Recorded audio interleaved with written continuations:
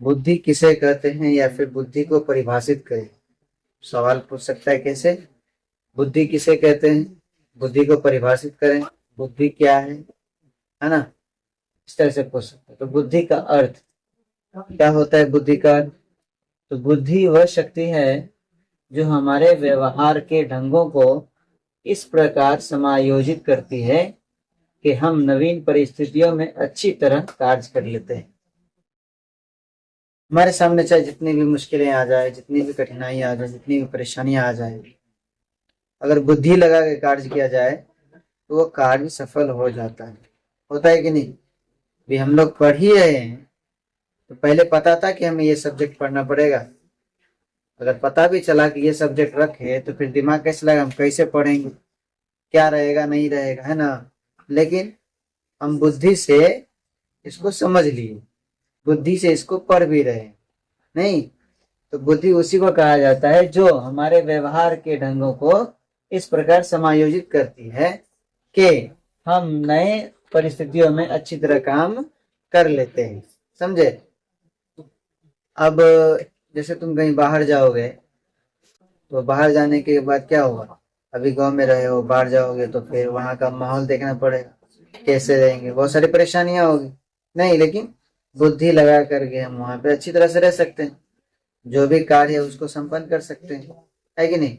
तो बुद्धि का अर्थ यही होता है कि जो हमारे व्यवहार के ढंगों को इस प्रकार समायोजित करती है कि हम नवीन परिस्थितियों में भी अच्छी तरह कार्य कर लेते हैं। अब है बुद्धि लब्धि। बुद्धि लब्धि किसे कहते हैं, तो किसी भी व्यक्ति के मानसिक आयु। अब मानसिक आयु क्या होता है, तो मानसिक आयु से तात्पर्य यह है कि इंसान कहाँ तक सोच रहा है। क्योंकि एक वास्तविक आयु होता है, एक मानसिक आयु होता है किसी भी इंसान के भीतर, है ना। कोई जो है बहुत ज्यादा बड़ा हो जाता है लेकिन उसका दिमाग चलते ही नहीं रहता है ना। और बहुत छोटा ही कोई रहता है, बहुत फास्ट सोचता है, बहुत फास्ट काम कर लेता है, कुछ भी कर लेता है नहीं। तो उसी को कहते हैं मानसिक आयु।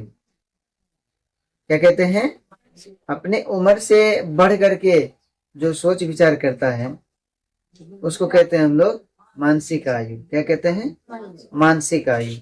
तो बुद्धि लब्धि क्या है कि किसी भी व्यक्ति के मानसिक आयु में उसकी वास्तविक आयु से भाग देने के बाद जो मानसिक आयु है, जैसे कि मान लो कोई अगर 7 साल का बच्चा है लेकिन वो सोच रहा है 12 साल का, ठीक है ना। तो उसकी मानसिक आयु क्या हो गया, 12 साल। वास्तविक आयु कितना था, 7 साल, है ना। तो हम क्या करेंगे, 12 में 7 से भाग करेंगे, और भाग करने के बाद क्या करेंगे, 100 से गुणा करेंगे। गुणा करने के बाद जो परिणाम आएगा उस परिणाम को हम कहते हैं बुद्धि लब्धि। क्या कहते हैं, समझ में आया कि किसी भी व्यक्ति के मानसिक आयु में उसकी वास्तविक आयु से भाग देने के बाद 100 से गुना करने पर जो प्राप्त परिणाम होता है उस व्यक्ति की क्या कहलाता है, बुद्धि लब्धि कहलाती है। आए समझ में। अब यहाँ पे इस बात को याद रखना है कि मानसिक आयु क्या होता है और वास्तविक आयु क्या होता है। अभी हम लोग जिस एज में है वो वास्तविक आयु है, लेकिन सोच कहाँ तक जा रहा है, हमारा सोच नीचे है या बहुत ज्यादा ऊपर है, समझे ना, उसको कहते हैं हम लोग मानसिक आयु। क्या कहते हैं, तो बुद्धि लब्धि का सूत्र होता है कि मानसिक आयु बटे वास्तविक आयु गुणने का 100। बुद्धि के प्रकार, बुद्धि 3 प्रकार के होते हैं। बुद्धि कितने प्रकार के, 3 प्रकार के होते हैं। प्रत्यक्ष बुद्धि, अप्रत्यक्ष बुद्धि और सामाजिक बुद्धि। ये 3 प्रकार के बुद्धि होते हैं, प्रत्यक्ष बुद्धि, अप्रत्यक्ष बुद्धि और सामाजिक बुद्धि। बाद में इसको हम डिटेल से पढ़ेंगे कि प्रत्यक्ष क्या होता है, अप्रत्यक्ष क्या होता है और सामाजिक बुद्धि क्या होता है, समझे ना। अब है बुद्धि तथा ज्ञान में अंतर। बुद्धि तथा ज्ञान में अंतर। तो बुद्धि क्या है कि बुद्धि व्यक्ति की जन्मजात क्षमता है। कोई भी जो बुद्धि होता है तो जन्म से ही आता है, नहीं आता है कि नहीं आता है। तो बुद्धि जन्मजात क्षमता है, बुद्धि जन्मजात क्षमता है, लेकिन ज्ञान जन्मजात क्षमता नहीं है। कि अब जैसे मान लो कोई बच्चा आया पढ़ने के लिए, पहले से तो उसे ज्ञान प्राप्त नहीं है नहीं। वो बुद्धि लगा करके ज्ञान प्राप्त करेगा, है कि नहीं। तो बुद्धि तो पहले से उसके अंदर है ना, कि हमें किस तरह से सीखना है। कोई अगर मान लो कोई काम कर रहा है, कि मान लो पंखे चालू करे, पहली बार कोई अगर इसे देखेगा तो चालू कर लेगा नहीं, कि उसको इसके बारे में ज्ञान ही नहीं, इसके बारे में ज्ञान ही नहीं है। तो जब ज्ञान ही नहीं है तो कुछ कर नहीं पाएगा। क्या करेगा? बुद्धि लगाएगा। क्या लगाएगा? बुद्धि। तो बुद्धि लगा करके उसको तो ऑपरेट कर सकता है, समझे। तो कहने का मतलब यह है कि बुद्धि जो है व्यक्ति की जन्मजात क्षमता है, मतलब जन्म से ही आती है, और ज्ञान जन्म से नहीं आती है, ज्ञान को अर्जित करना पड़ता है, मतलब ज्ञान को सीखना पड़ता है ना। दूसरा है कि बुद्धि स्मरण शक्ति पर निर्भर करती है। स्मरण शक्ति का मतलब क्या हुआ? स्मरण शक्ति का मतलब है याददाश्त, कि किसी भी व्यक्ति का याददाश्त कितना है। जितना ज्यादा याददाश्त होगा उसके अंदर उतनी ज्यादा बुद्धि होगी, समझे। तो बुद्धि की स्मरण शक्ति पर निर्भर करता है, जबकि ज्ञान स्मरण शक्ति पर निर्भर नहीं करता है। ज्ञान का क्या है? आज तुम इसको सीख रहे हो, अगर आज सीख गया, लेकिन कल इसके अलावा दूसरा कुछ सीखोगे, परसों कुछ और सीखोगे, है कि नहीं। तो कहने का मतलब यह है कि बुद्धि स्मरण शक्ति पे रहेगा।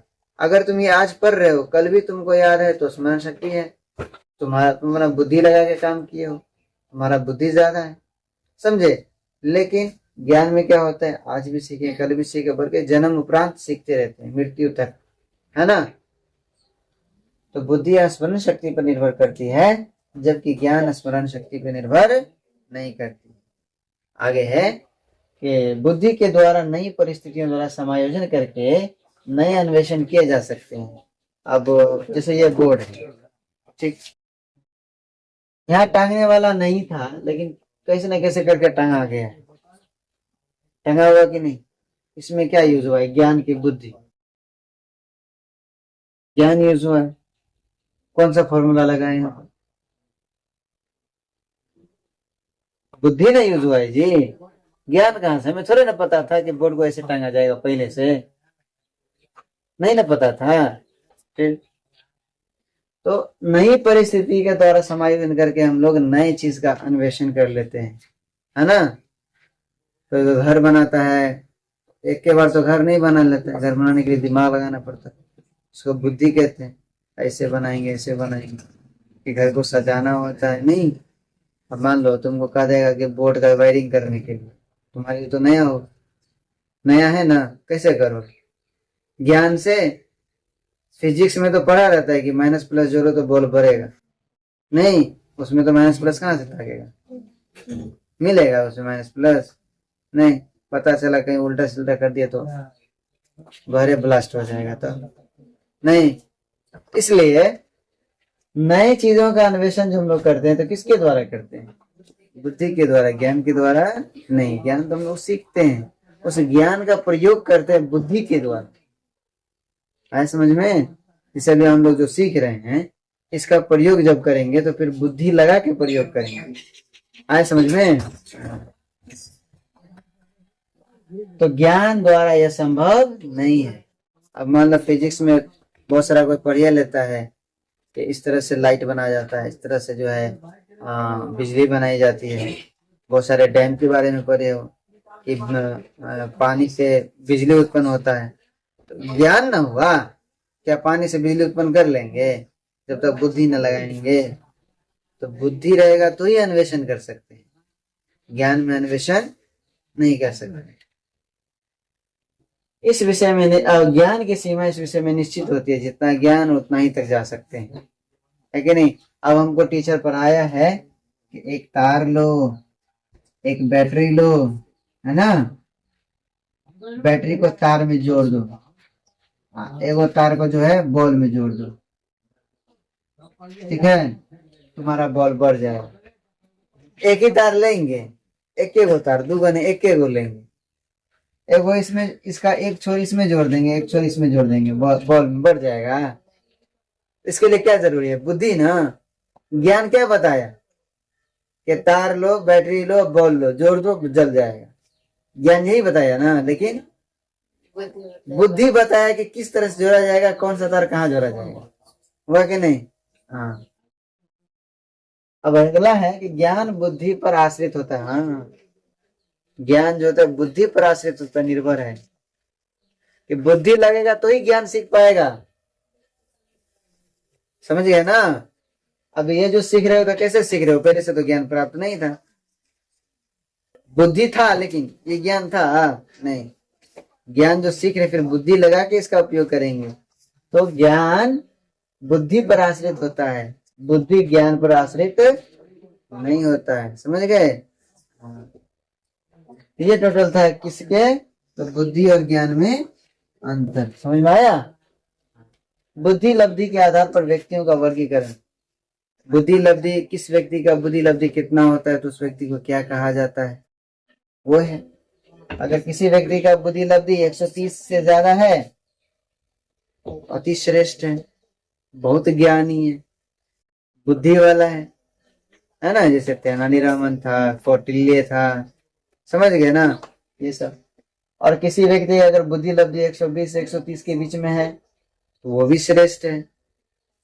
अगर किसी का 110 से 119 के बीच में है तो वो 64 लगभग एवरेज में है। वो हल तो कर लेगा कोई भी चीज को, लेकिन थोड़ा टाइम लगेगा। इन लोगों को बहुत कम टाइम लगेगा।